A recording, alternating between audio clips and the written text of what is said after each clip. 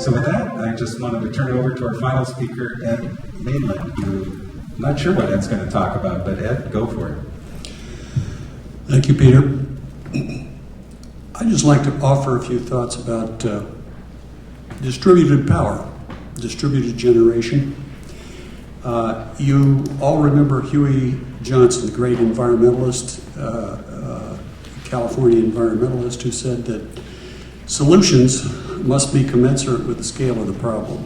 And we face a terrible problem with climate change, carbon emissions, and peak oil, and I don't want to dwell on the problems so much as talk about the role that distributed generation, distributed power, local power, community power, power that is not only consumed locally, but many local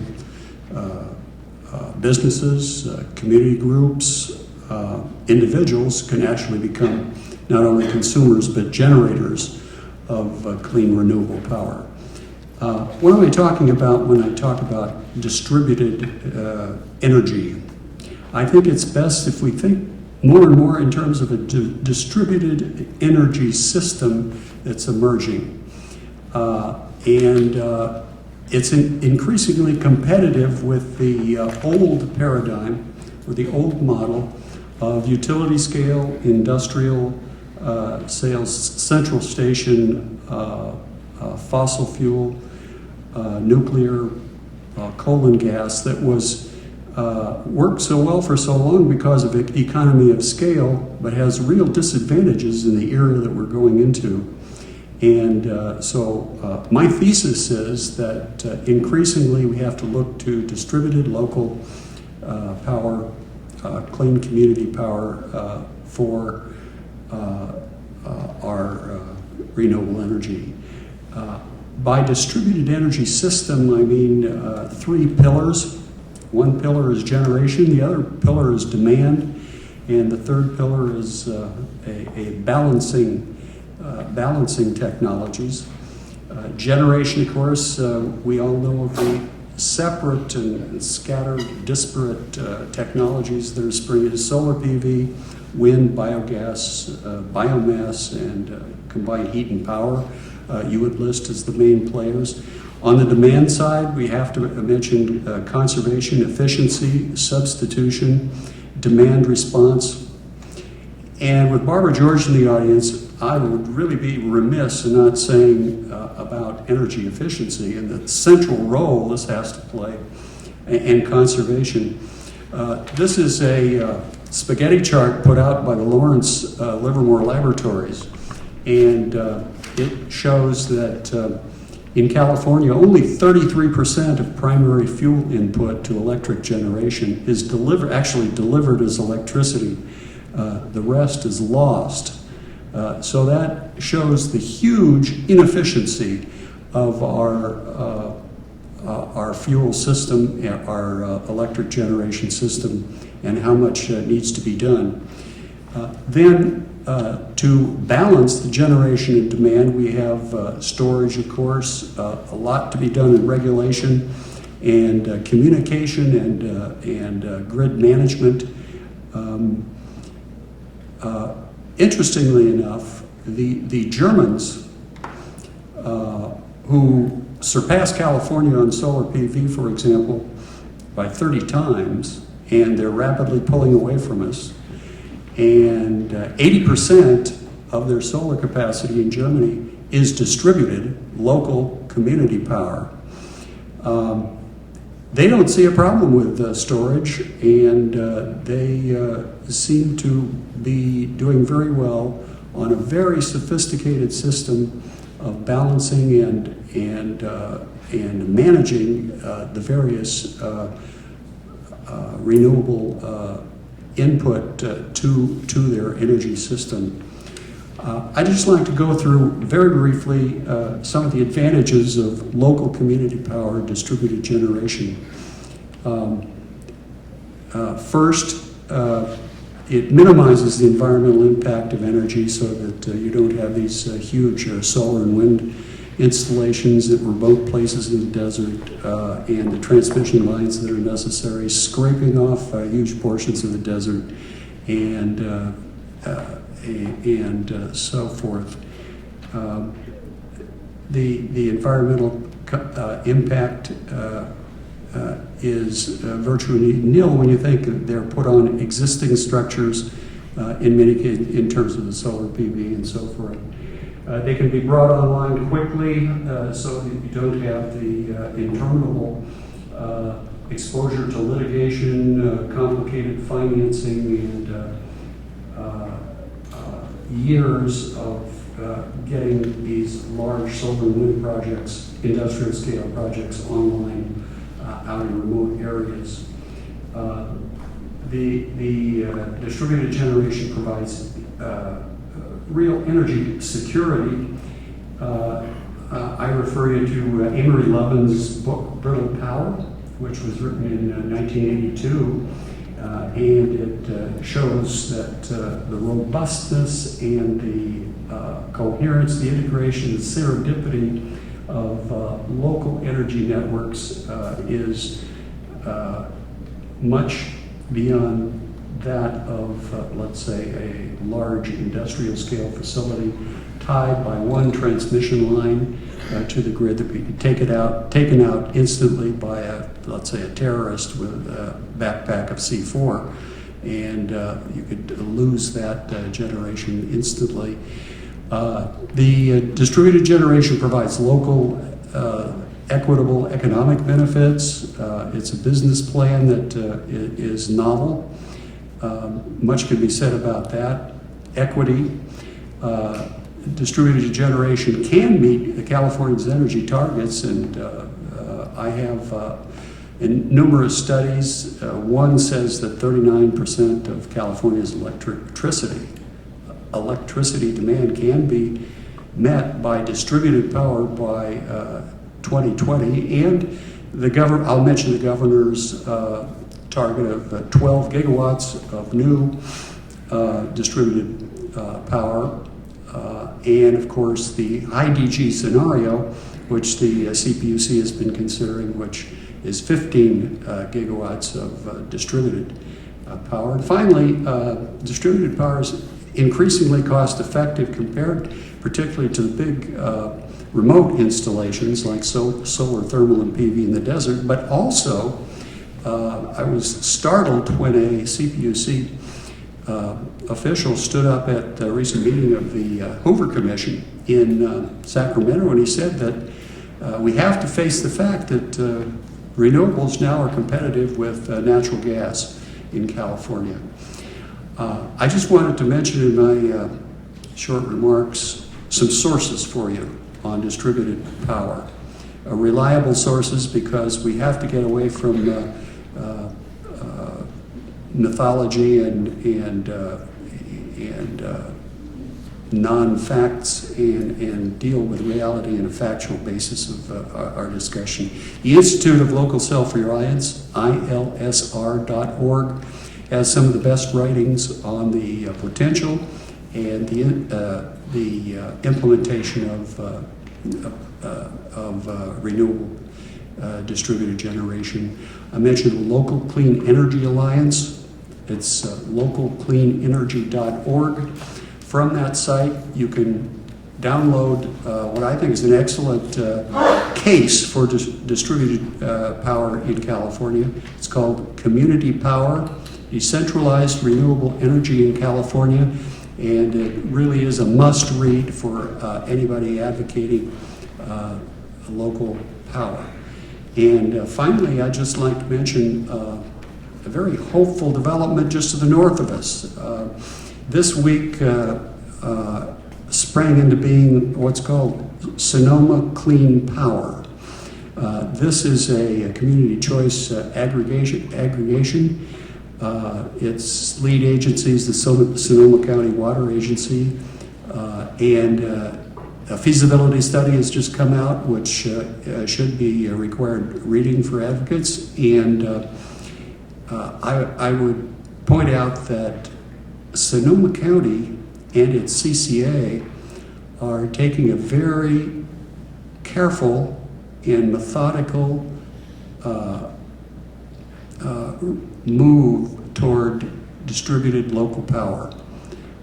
They have done some real research on local resources, and I think it would be very interesting for Marin Clean Energy and Marin Energy Authority perhaps to be aware of this CCA, which has renewable power locally up front. Thank you very much. And as we're waiting for the first question, I just wanted to be slightly provocative here. I'm a big fan of distributed energy, but I think what we have to also understand is if we're going to rely on distributed energy, all of our jobs are going to be much tougher.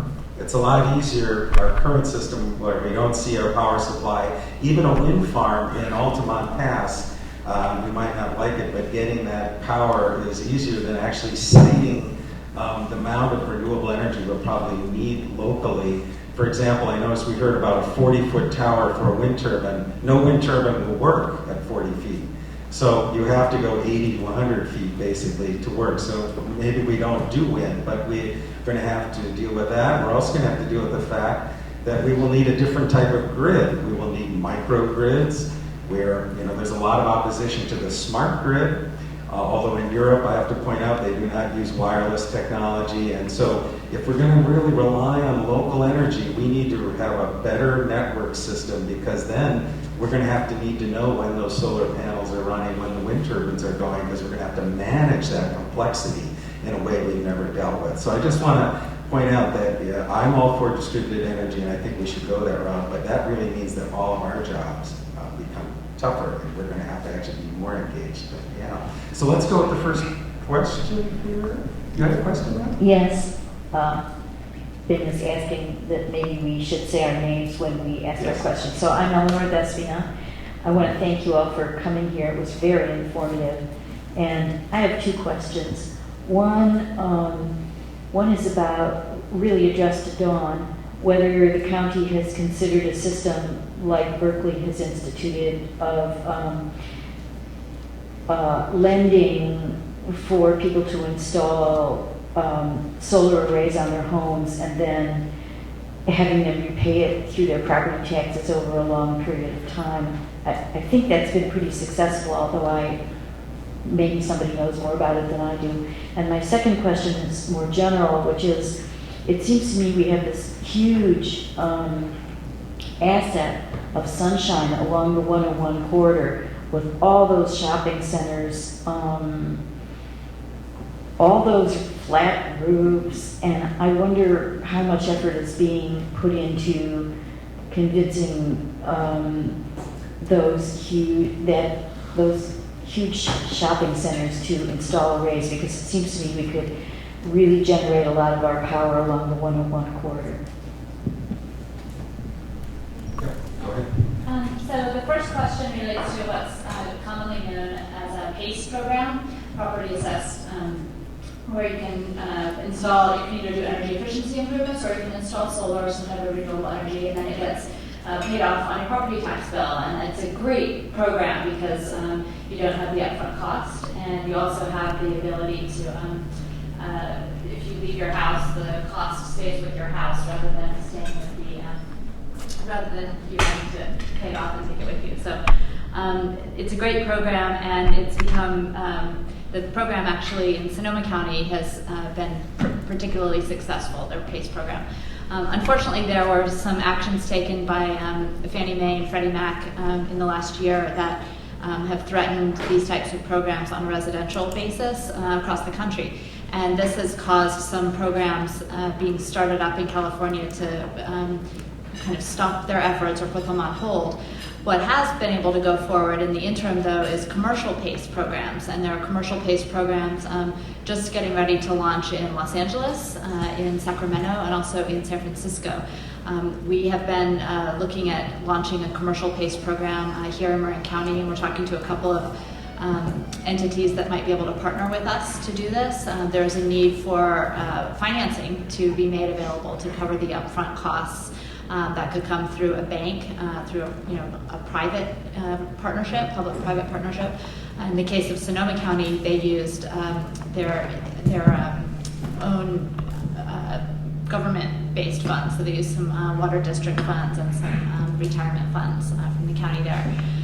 So we haven't determined yet what would be the best approach here in Marin County, but we are exploring that, and we'd love to be able to offer something starting with the commercial program, but hopefully once the issues get resolved on the residential scale, then we'd be able to launch a residential program as well. It's a great way to get more local distributed generation. And then the second question, I could make a comment about the solar along the freeway. There are some efforts to there's a solar highways initiative that's looking at how the right-of-ways along freeways could be used as a place to install solar. And we're in discussions with a group that's doing that in Portland, Oregon, and maybe bringing it to California. Right now, the solar prices are very high for that. It's about 3 times what we pay now at the market rate to do that type of installation, just because it's more complex to go through the permitting, and it's more spread out. But it's something that we're exploring. And we've also been in touch with a number of the property owners along the freeway to talk about this solar carport structure idea on a parking lot. We've talked to the folks up at the Costco Target parking lots in Novato, Northgate Mall, the Corte Madera malls, and also some of the park and rides, Golden Gate Transit, the ferry terminal, that sort of those opportunities we're exploring right now for parking lots. I think that you're exactly right that on tops of buildings, the malls, the large big box retail is another opportunity for solar. We've had a little more success dealing with the private sector entities. The commercial entities have more constraints around what they're willing to have on their site. So it's slow going, and I think we're doing what we can to try and get those types of projects started. But I think what would help move it along more quickly is to have developers come in and drive these projects. We're ready to be a buyer, and we need the developers to come in and get some projects packaged up and ready to sell. And we're trying to kind of do the handshake between the developer and the property owner, and then get them to kind of get a project up and running. And more of that needs to happen to stimulate these projects. Very good. You had a question, sir? I do. Excuse me. David Haskell's my name. My question in general is about one of coordination. Specifically, in the past, it's been the provider of the utility to do all the planning. It's been centralized, highly controlled planning processes, ensuring that major new loads are going to be met with new supply. And then somehow, what is being lost in this conversation is the capacity for our own community to really look at our own community energy planning from a very, very distributed local basis. And right now, there is no such plan, and that's my question. And is there any kind of plan? I know that again, in his comment on the Institute for Self-Reliance, back in 1981, I ran a conference for all the mayors and citizens of Washington State to do community energy planning, where each one of these 28 different entities all looked at their own individual use, individual distributed capacity resources, and then they went about the process of trying to match them. And today, relying on developers, relying on market values, relying on a whole bunch of ad hoc, somehow outside of our own community control. I think community energy control comes when we understand the system that we live in and how to maximize its utility to ourselves and how to understand what resources are available, how much biomass is here, how much wood, how much solar, how much this and that, but you've got to be able to quantify them and know how much they cost. And then the ability of people to work together to cooperatize, to understand about bulk buying, what does the community do? And so this whole area, which is so fundamental to making progress forward, is not being addressed. Everything's at home. Everything's kind of going in which direction. So my question to the board.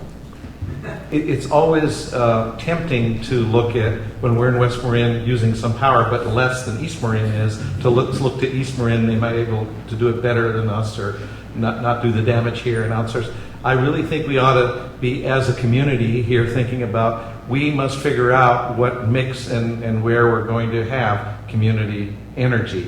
And then I think we need to have, just like Fairfax went with the fair bucks of their own money. We have in Coastal Plan the $3 coin. Those are just tokens to start the idea of, and even now with Occupy Point Reyes, a move to push back at the big banking institutions and say, let's bring something smaller, local in here. So clearly, I think there's many people, I believe, in West Marin who'd like to invest in a West Marin project and be involved in it.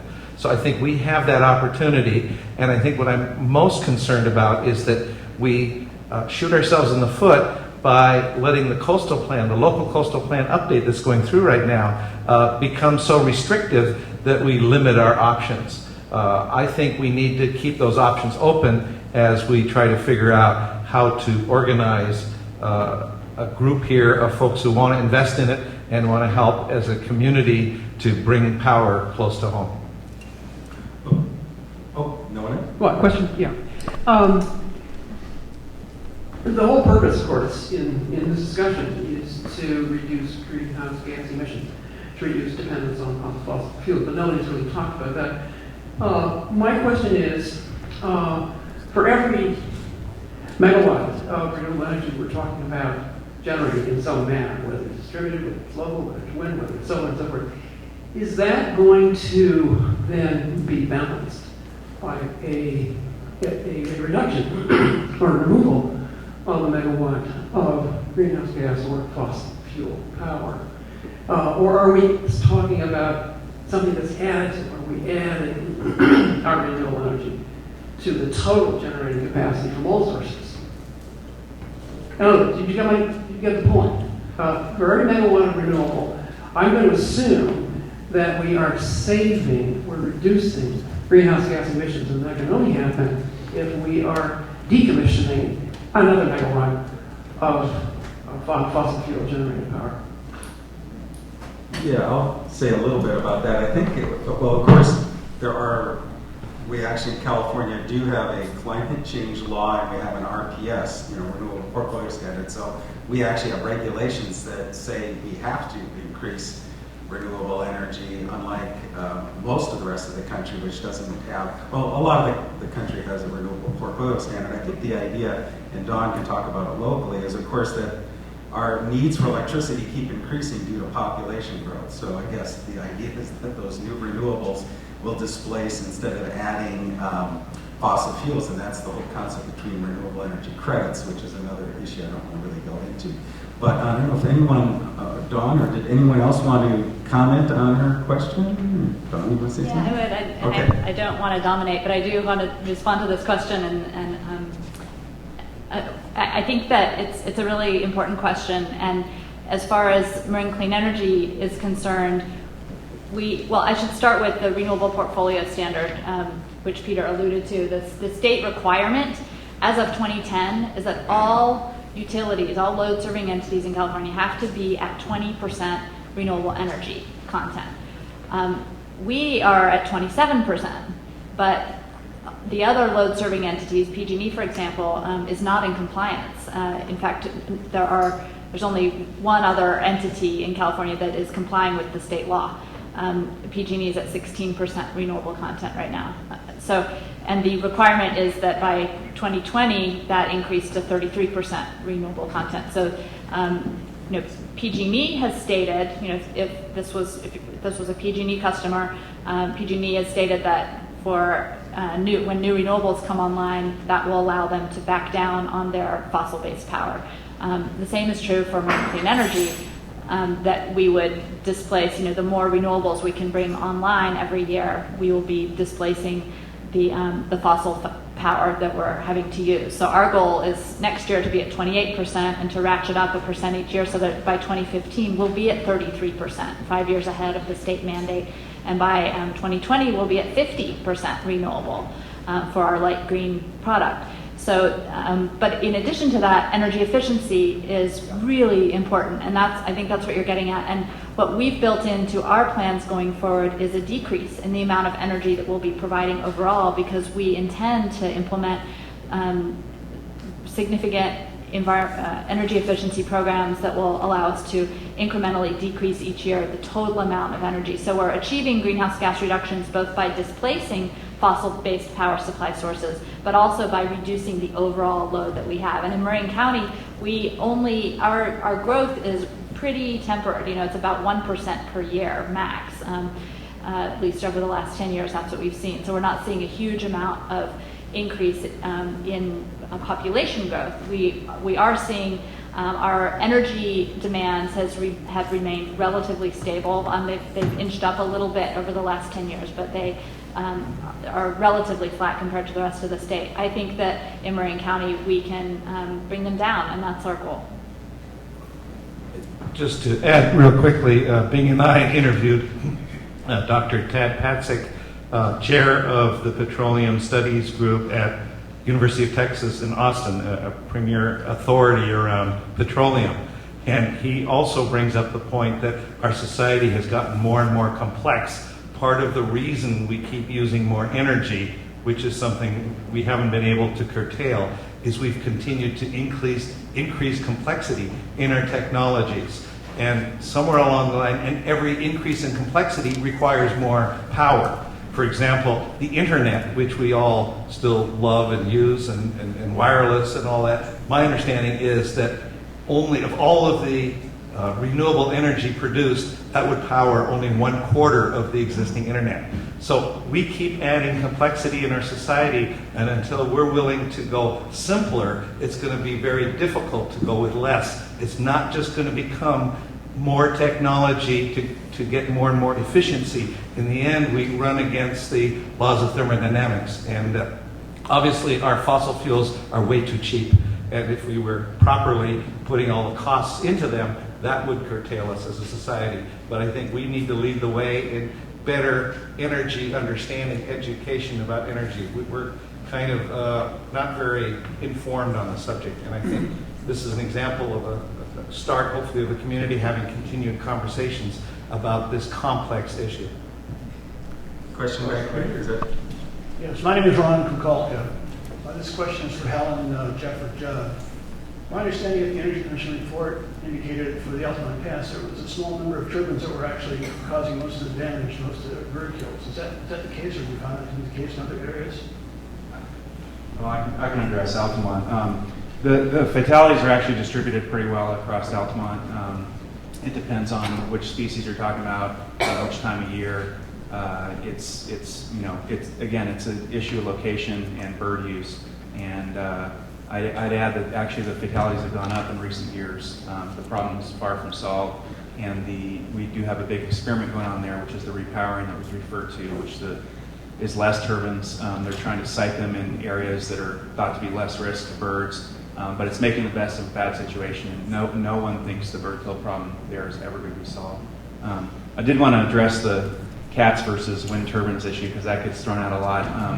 Your cat is never going to take down, your house cat's never going to take down a golden eagle. And we're talking apples and oranges. It's one thing if 1,000 pigeons run into a tower, or a robin runs into your window, but if you're talking about birds that have lower population numbers, takes them longer to breed, and they're rarer, it's a bigger deal if an eagle is taken down rather than a starling or a dove. So. Yeah, that's true, but and I won't argue that point. But eagle fatalities at the Altamont, are really triggered by the proximity of the habitat that is prime nesting habitat and things like that. In the Montezuma Hills, we did find that, and based on some extensive modeling that we did, that proximity to habitat may well be a factor that influences fatalities, and that, especially with bats, that roost trees, proximity to roost trees may well influence the number of bat fatalities that we see. So you know, the wildlife issue is not going to go away. And it's really, you know, you're going to put obstacles in the landscape and birds are going to fly into it. And the question is, you know, can you find places that don't have or give you a reduced risk of golden eagle mortality? The Fish and Wildlife Service is finally, you know, exercising its power through the Bald and Golden Eagle Protection Act to really try and get a handle on, you know, the bald eagle or the golden eagle fatalities and the potential of that may come, you know, with the build out of industrial wind turbines in the country. But it's not going to stop wind energy per se. I think that the whole issue of, you know, trying to reduce greenhouse gases, to get our dependence off of fossil fuels, to get our country back from OPEC. I mean, these are things that, you know, are major issues that our society faces. And we have to make decisions, informed decisions. And I think that's really what we're talking about, is giving people the resources to make those informed decisions. And, you know, I guess that, you know, the wildlife issue has been used a lot about, you know, the wind industry. And the question that I raise is that, you know, let's put it in appropriate perspective. If you don't want wind turbines because, you know, they're not aesthetically pleasing, then, you know, go and do the visual studies and look at the aesthetic and make the decision about that. But don't use wildlife as a surrogate for other arguments. And I think you should include wildlife in the debate. I mean, there's absolutely no reason why you shouldn't. We do have evidence that serious populations have been affected. The golden eagles in the Altamont Pass are the only data that we have on population effects to birds. There's not a single other species that we know that has been studied sufficiently to be able to say what the impact of any of these things are on those populations. The Breeding Bird Survey, which was introduced in 1966, is really the only nationwide information base that we have. And we have declining populations of birds across this nation due to habitat fragmentation, various kinds of development, collisions with all kinds of things, poisoning through pesticides, you name it. All these things are going on. So, I mean, these are the kinds of things that you have to keep in mind when you're trying to, you know, make decisions about this stuff.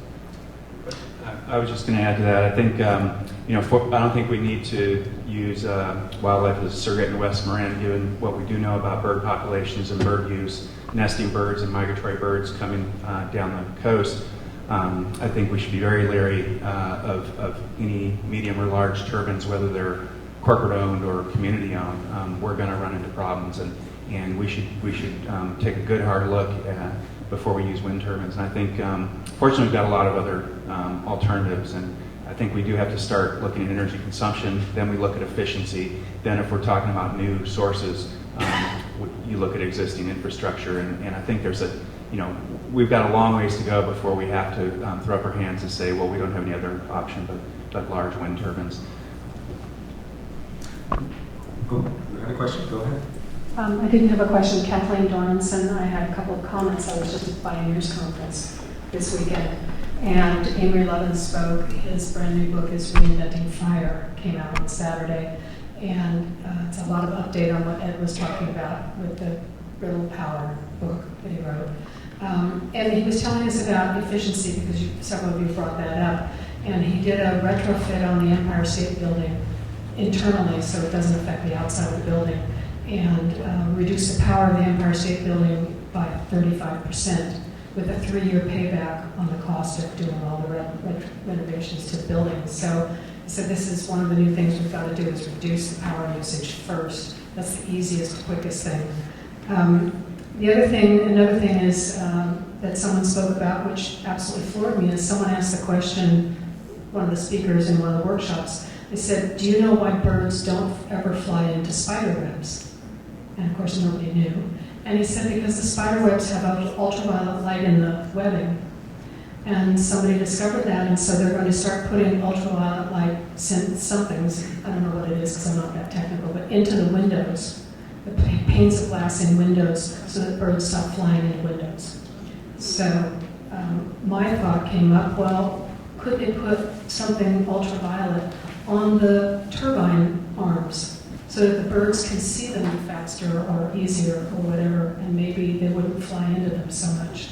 I know Altamont's a different thing because they're so close together, there's just no space for the birds. And the third thing is that on the back table are copies of Green American's new issue, which is on community power. There's a lot of really good articles and good ideas in it. It's free, just help yourself. And that's it. Thank you. I don't know if someone wanted to comment about that. I know that they tried some paint in the Altamont Pass on some wind turbines at one point, the Kinetech machine. I don't know what they discovered, but there have been attempts to do things like that. Yeah, there was an experiment that was recommended by an avian panel that Kinetech brought together in the early 90s, and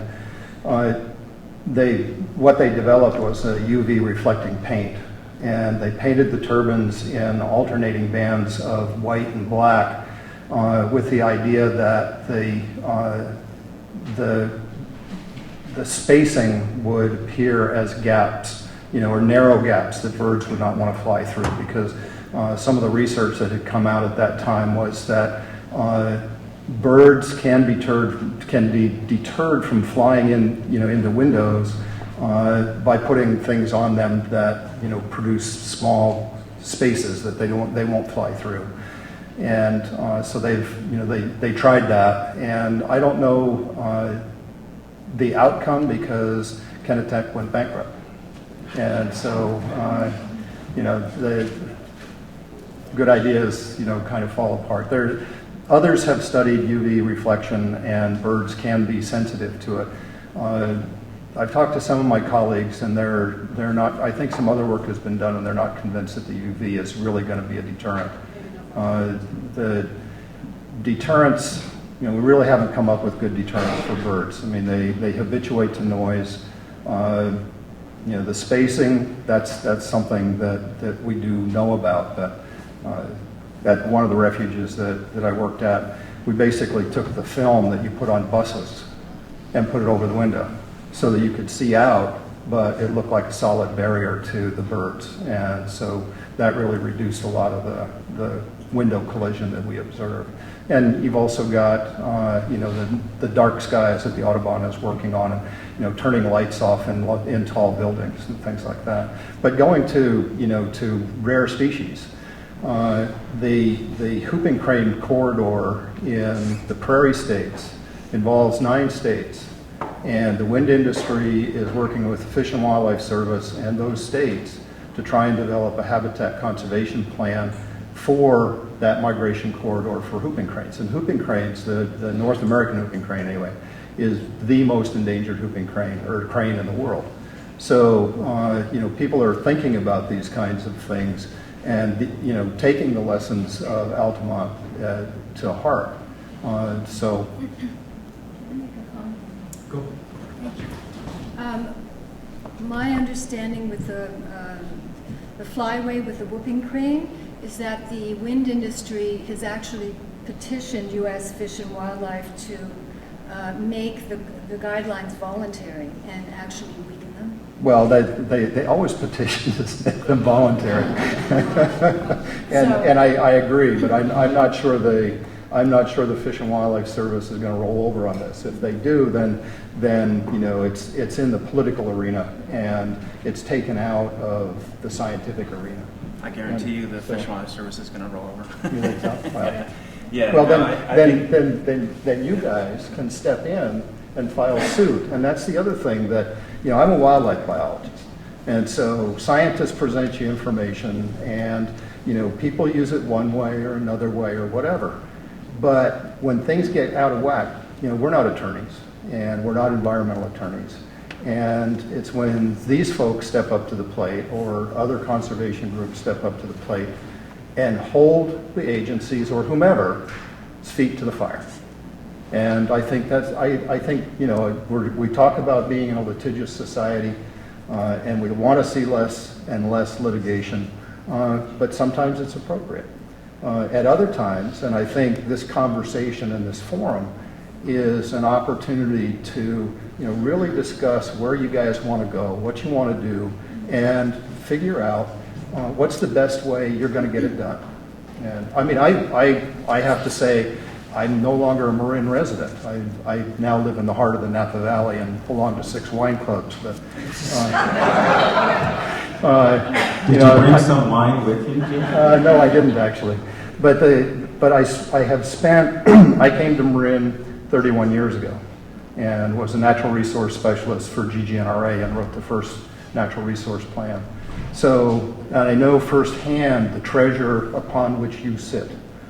And I was on the science committee for the Golden Gate Biosphere Reserve. This place is really unique and it's really wonderful. And I think you do have opportunities to find alternative energy sources that makes West Marin sustainable in and of itself.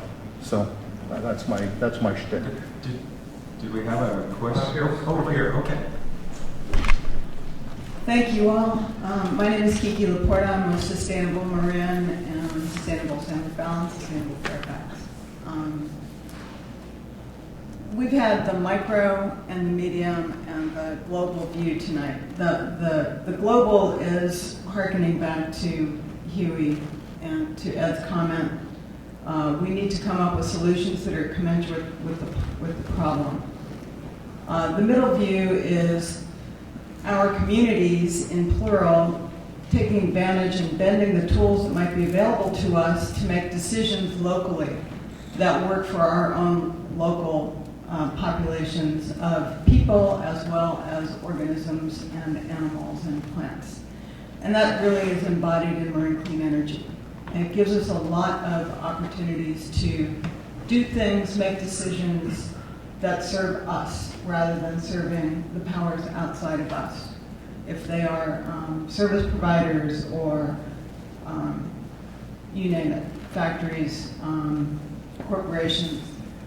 But what's really special to me about the point raised and the reason I came tonight to West Marin is that I love the spirit of all of us and all of you coming together to talk about what it means to be here, what's important to us here, what's important to you here, and how do you bend the tools at your disposal to make the best possible solutions for your own community, as well as the 30,000-foot view that says, what we're doing is not sustainable.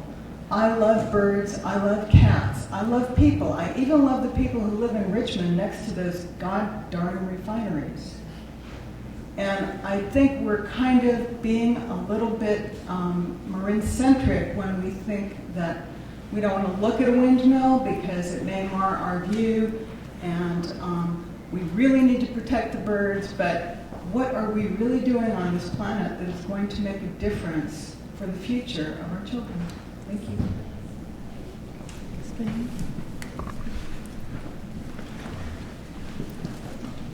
Hi, my name is Barbara George, and I'm with Women's Energy Matters, and we are advocates at the California Public Utilities Commission. So I'm actually in a case right now with about 4 or 5 other community-based parties that is looking at the procurement of resources that the utilities are currently doing. And we've put out a chart that shows that there are, right now in California, there's 56% more energy than we need that has been built, and there will still be 56% more than we need in 2020. This is answering Nona Dennis's question. Unfortunately, the way the system is running right now is it's using, it thinks it needs both the fossil fuel and nuclear energy and the distributed energy and the renewable energy. First of all, renewable energy, it doesn't even count what Ed is talking about. It does not count local distributed generation that's on your roof. It does not count energy efficiency, it doesn't count combined heat and power, it doesn't count demand response, and it doesn't count small local renewables like the McElroy's wind turbine. I urge you to help me to turn the state around on this issue and make these resources count so that we can retire some of these other kinds of resources. That's one of my interests, is getting the nuclear stuff out of there. But I also wanted to say, as far as the issues that we have right now, one possibility that we should not ignore is that the energy industry, which is interlocked, I mean the coal and nuclear and natural gas and oil companies they all relate very closely to each other, and they all hate wind. And they hate it in part because it is challenging them right now. And so we need to look at this in some sense in that context. And we have to realize that at any moment, since we do have this huge excess of fossil fuel energy in California, the industry would love to say, oh, let's just forget about the renewables. We don't need to go there. It would be cheaper not to do them. And there's where Marin Energy Authority comes in, because Marin Energy Authority already has 27% renewable energy, way more than any of the utilities. We're at the top in California. And this is extremely important. And yeah, David's right, it's kind of ad hoc, it's not perfect. But we are a leader. The energy industry, the policymakers around California and really around the country are looking at Marin to see what we're going to do. And the issue of how we treat wind, I think we absolutely have to be respectful of the great, incredible natural resources that we live with here. But I would certainly like to see, a couple of companions to the McElroy windmill as well. And I would also really like to see the kind of local planning process and that David suggested. But let me tell you, that would take a lot of work or a lot of money. I mean, we need to get started because we don't have all the time in the world. We really don't. If we're really going to reduce greenhouse gases by 80%, in the next 10 years, I mean, forget it. And energy efficiency is wonderful. That's my field. But I'll tell you, getting off the dime, figuring out what we can do, what we're going to do now, what we can afford, really, the kinds of practical issues that Dawn has to deal with every day. She can't raise rates to whatever, it costs. That's, think of how many people we would lose in Marin Energy Authority if we are, raise rates to any height. So we have to consider all these things in a really, complex system. It's a new kind of thing that we need to do, but I'm delighted that this conversation is happening. I'm saddened by the way it started, and I'm really glad that this panel has been created because I think we're dealing with both sides of the issue in a really respectful way, and I think I can see solutions coming out of this, which I want to make sure that we are moving forward and not stopped by all of these problems. I think while we're waiting for another question, look like Helen wants to say something. Thank you.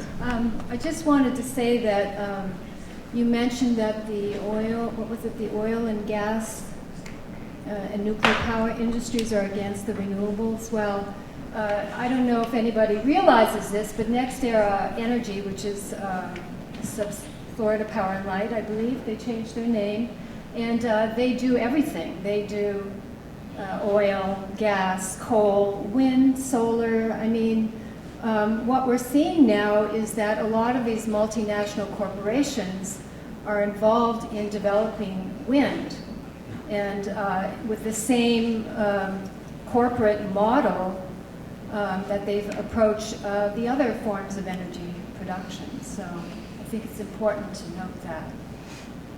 And I also want to say that a comment was made at our film event that Sean Smallwood did not support the film. I know some of you were there that night, and I have an email from him here, and he wrote to me and he said that he supports the film. Otherwise, he would not have, allowed himself to be interviewed for it. So I just wanted to clarify that point. And the other thing I want to say is that the McAvoy turbine is not a small turbine. It's an industrial wind turbine. It's 150 feet tall. That is approximately 15 stories. So let's be realistic here. When we talk about wind power, these aren't, small-scale little white lollipops spinning in a field of daisies. These are industrial machines, and they have industrial impacts. And bird kills with horizontal access turbines is just one of the many, many impacts that industrial wind turbines create. And I didn't just read about this. My own sister in Northern Ontario was driven from her home because of industrial wind farm development, and she lives in the Canadian wilderness. And I flew up there in January after my mother died, and I saw what was going on up there. And the Canadian wilderness right now is threatened by the industrial wind industry. They're clear-cutting virgin forests, and they're blasting the Canadian Shield. And I saw what happened to her view shed from her, she's got a little cottage on Lake Superior, and I was utterly shocked. There are 126 flashing red lights, strobe lights, aircraft warning lights, sitting on top of 400-foot towers, steel towers, flashing all night long in the wilderness. So, and there are many, many, many projects proposed just in that, in the Algoma district of Northern Ontario, Lake Superior. And I can assure you that this area is probably, I would say, as pristine as any place on earth that you will find today. It is on the, it borders the Canadian boreal forest, which is one of the last remaining intact forests on the planet. So this is the reality of industrial wind development. So I think it's really good that we're having this conversation, because we need to be really clear about what we're advocating here. Thank you. Clearly there are some technologies that can simplify our lives. But let's not kid ourselves. Electric cars, for example, there's no net pollution greenhouse gases as we're driving them, but the embodied energy in making them, the parts that go into mining to create the batteries. I mean, we've got such long supply chains, there's complication overall. It's not just about the internet, it's about everything in our lives has been going up. So from my understanding is that even at a per person consumption of energy, that continues to go up. We have not turned the corner to use less energy as individuals, even though in the examples you cite, it appears that you are. But there's a lot hidden, and that embodied energy and all those products, we're just not really taking into account. Thank you. I just want to build on what you said, Bernie, which is really right on. For instance, there's the telecommunications industry has pushed the economy for the last, 10 years at least. And it's all of these devices that are being created and that are just marvelously alluring and yet energy intensive. For instance, smart meters. Replacing smart meters on millions of homes. Those operate on a couple of watts of energy, 24/7 they're on millions of homes. That is a net increase, not counting the analog meters didn't require any extra, very, very, very little extra energy to operate. So that's a good example of a green idea, supposedly, but actually a net energy deficit in the long run.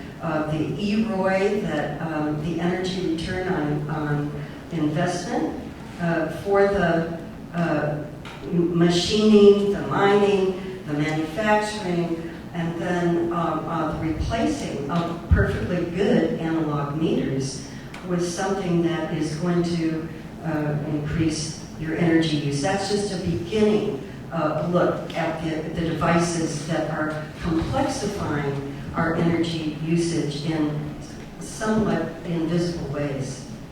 And I also wanted to reiterate the plea for understanding that we really do have a net energy reduction in the United States, not just in California, is what we've heard, right, Barbara? Because of the outsourcing, and the economic downturn. And so the fact that we're using nuclear power in this day and age to, with all the inherent risks that Fukushima has shown, and we've got to deal with that. And I'm feeling very a sense of urgency in that respect as well. These must be closed and the waste taken care of before we have a Fukushima here. Is going to wrap things up. I just wanted to remind people, though, about this hearing on November 7th at the Planning Commission Chambers, room 328, on November 7th from 10 to 5 p.m. at the Civic Center. We will be discussing coastal plan, and there's elements there impacting and future energy development.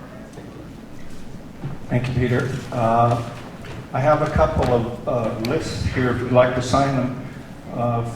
First of all, if you want to be advised of future events that we may be holding here, and then this one here is an exploration committee or a planning committee working group. If you'd like to participate on continuing this conversation and how we might get it out to the broader community, that's this list on the right here. And then finally, we do have some costs for putting on this event, the technical speakers and so forth. If you could make a couple bucks, we'd really appreciate it here. So I'd like to thank our panelists, all our panelists for coming out and informing us today.